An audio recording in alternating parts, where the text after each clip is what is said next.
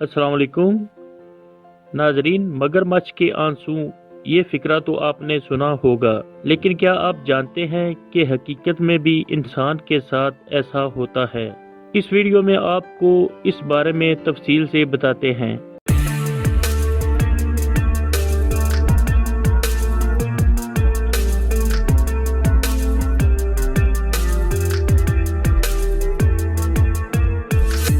नाजरीन, कबायली लोगों में एक किस्सा मशहूर था कि मगरमच्छ जब अपना शिकार पकड़ लेता है तो इसे खाते वक्त इसकी मौत के गम से रोता जाता है।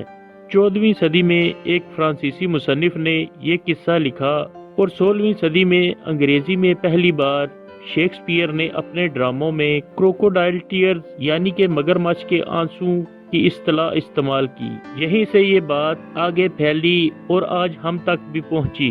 अमेरिकी माहिरीन ने तजर्बाती तौर पर इस बात का मुशाहिदा किया तो हैरान कुन नताइज हासिल हुए कि वाकई कुछ मगरमच्छ खाते वक्त आंसू बहाते हैं। दरअसल मगरमच्छ ज्यादा देर पानी से बाहर रहे तो इसकी आंखें खुश्क हो जाती हैं और इन्हें तर करने और इनसे मैल कुचैल दूर करने के लिए भी आंखों में मौजूद आंसुओं के ग्लैंड्स पानी छोड़ते हैं। पानी से बाहर खाते वक्त नाक की गर्म हवा भी आंखों में आंसू ला सकती है। खैर, साइंसी तौर पर ये बात दुरुस्त है।